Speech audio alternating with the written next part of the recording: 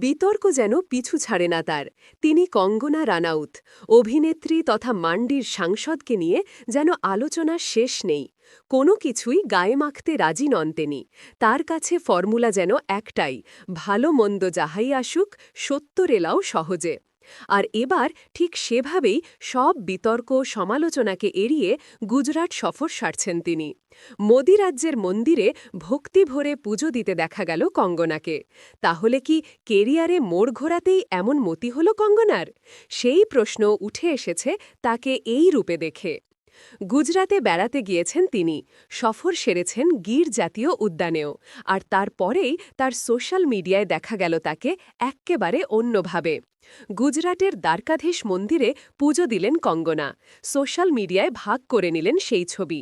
ক্যাপশনে লিখলেন, আজ দ্বারকাধীশ মন্দিরে পুজো দিয়ে বহু পুণ্য অর্জন করলাম।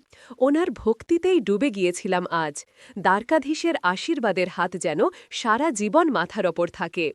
হালকা গোলাপি রঙের শরীতে সেজে মাথায় কাপড় দিয়ে ভক্তি ভরে পুজো দিতে দেখা যায় এদিন কঙ্গনাকে।